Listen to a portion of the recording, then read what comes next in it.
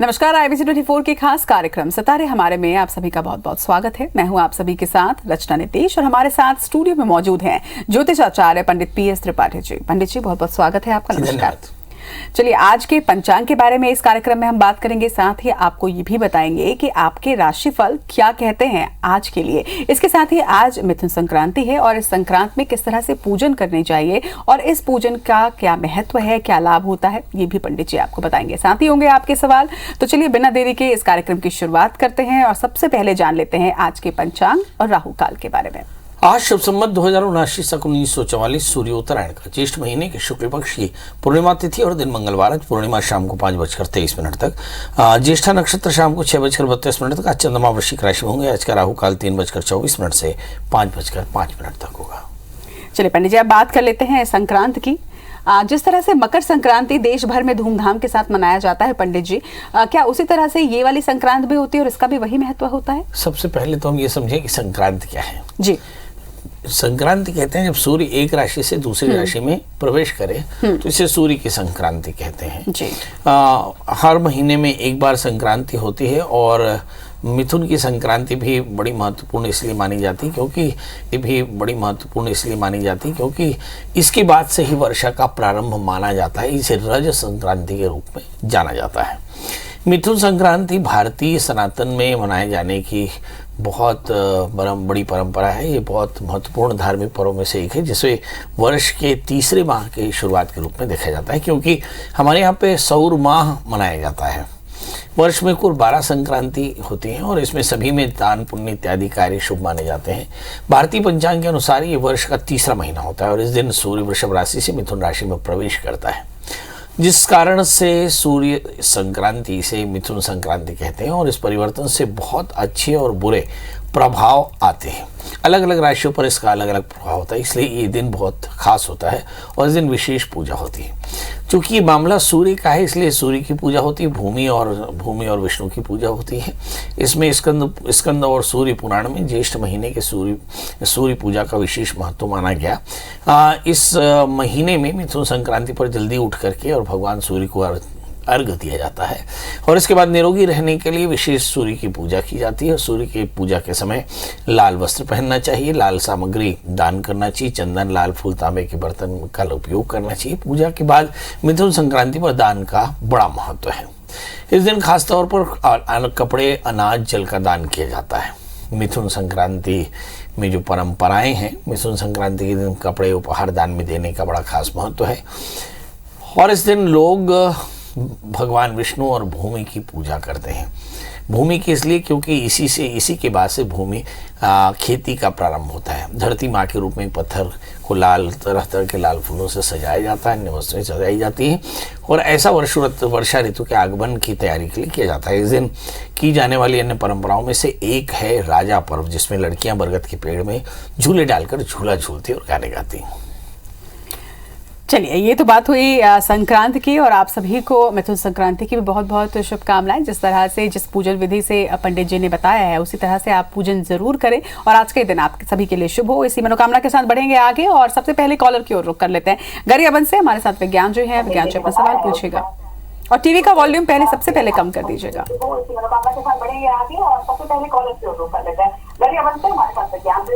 विज्ञान जी, आवाज आ रही है? जी नमस्ते। टीवी का वॉल्यूम कम कर दीजिएगा और फिर अपना सवाल पूछिए। चलिए, अगले कॉलर की ओर रुख कर रहे हैं। रायपुर से हमारे साथ बुद्धदेव हैं, पूछिए अपना सवाल। आवाज सुन पा रहे हैं आप? जी पंडित जी प्रणाम। जी प्रणाम। बताएं डेट ऑफ बर्थ, टाइम और प्लेस। 13 मार्च 2007। जन्म समय बता दें। 9:35 रात में। जन्म स्थान बता दें। रायपुर। प्रभु क्या जानना चाहते हैं? ये मेरा 15 साल का बेटा है।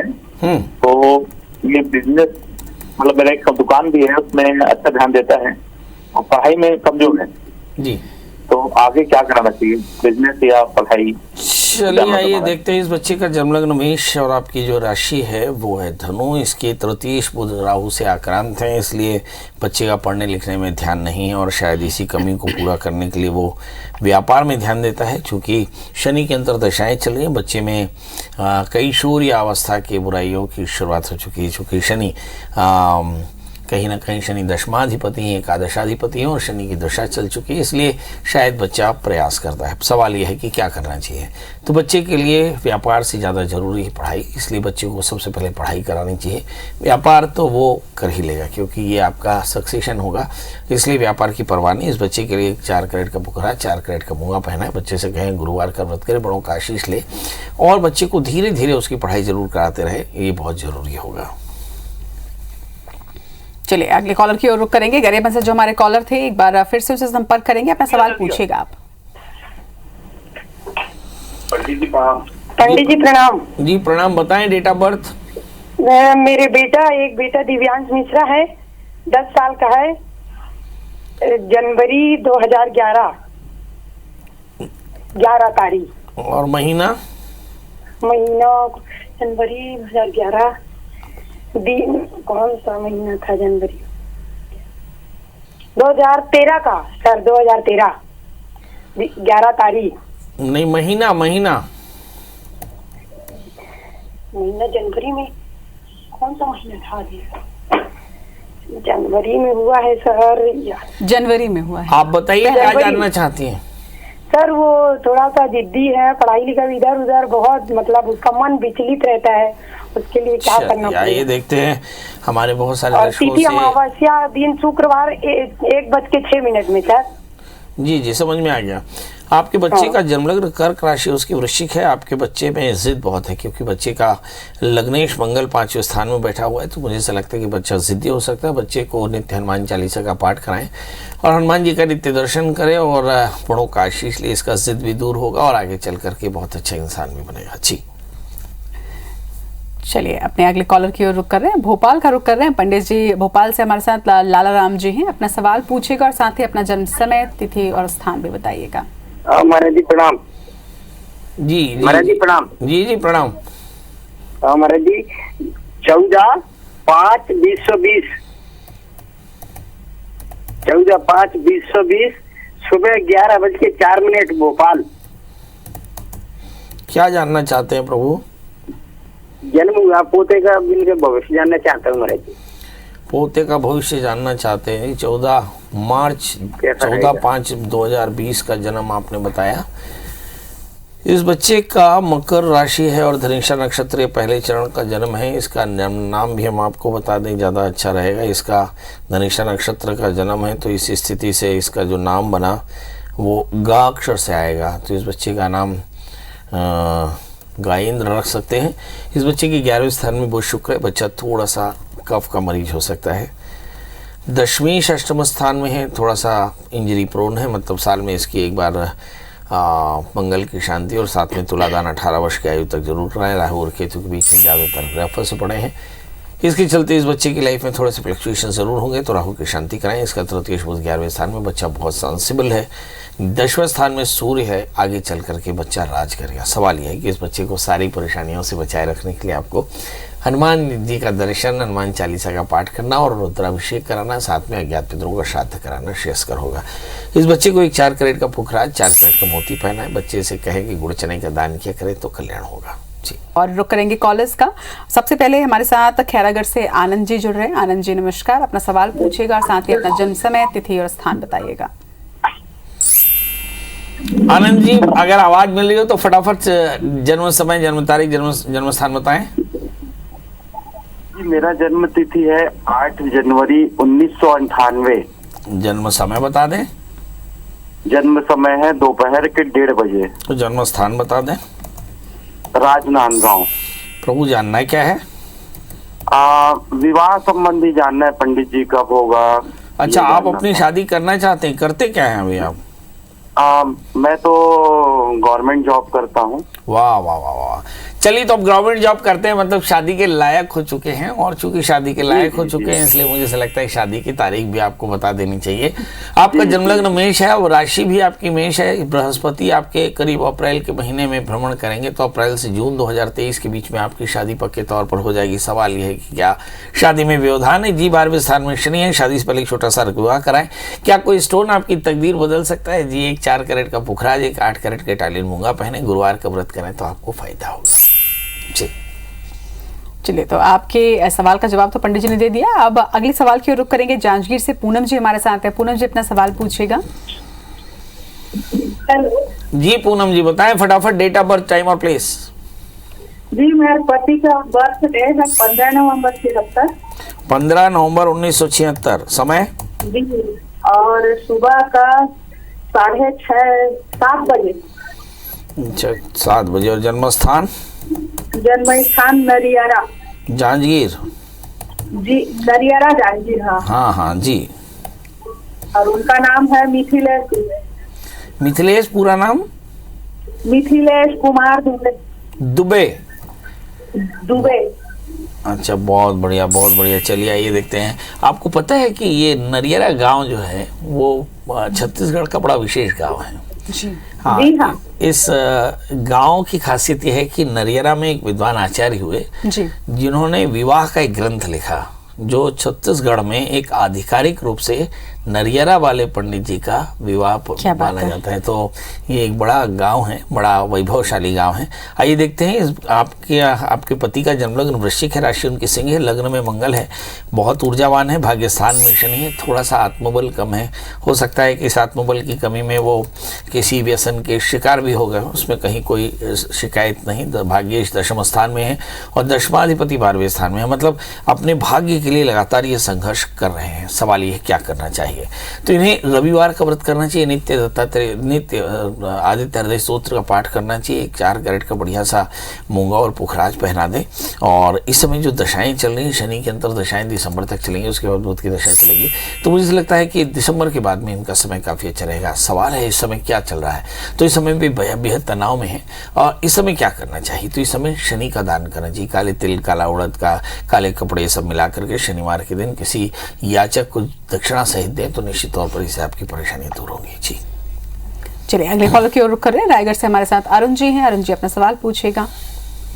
रायपुर से हैं और अरुण जी आप थोड़ा सा, अरुण जी मैं रोक रहा हूँ, आप थोड़ा सा लाउडली बोलें और स्पष्ट बोलें जी। डेट ऑफ बर्थ बताएं। डेट ऑफ बर्थ 25/6 जी। साल। हेलो, हाँ जी, 25/6 साल, वर्ष, महीना, साल।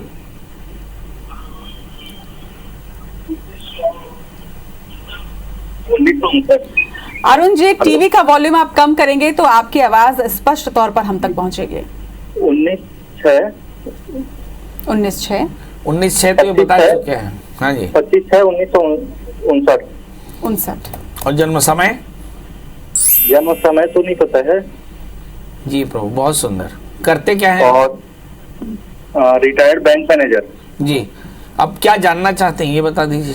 स्वास्थ्य रिलेटेड जानकारी चाह रहा था। अच्छा। और राशि नाम कीर्ति नारायण है और राशि मिथुन है। बहुत सुंदर। आप जानना चाहते हैं कि 25/6/59 का जन्म है आपका? हाँ। बहुत सुंदर। स्वास्थ्य आपका अच्छा नहीं रहता है, क्या खराब रहता है आपके स्वास्थ्य में? अभी रिसेंट में पैरालिसिस हुए थे। पैरालिसिस हो गया था? चलिए, ये तो बड़ा गंदा बीमारी है, बड़ी गंदी बीमारी है ये। ब्रेन का स्ट्रोक है। आपका जन्म प्रश्न लग्न कर्क है, आपकी राशि वृश्चिक है। इस मुझे से लगता है कि लग्न चंद्रमा 5वें स्थान में है। ऐसा हो सकता है कि बहुत ज़्यादा आपने प्रेशर लिया हो, इसके चलते ये परेशानी आई हो, मगर भाग्य स्थान में है। मुझे ऐसा लगता है कि सारी परेशानियों के बाद भी आप बच गए। 11वें स्थान में सूर्य बुध, आगे का समय काफ़ी अच्छा। 10वें स्थान में शुक्र, राहु, वर्क काम अभी कुछ दिन आपको रोकना पड़ेगा। 8वें स्थान में शनि है।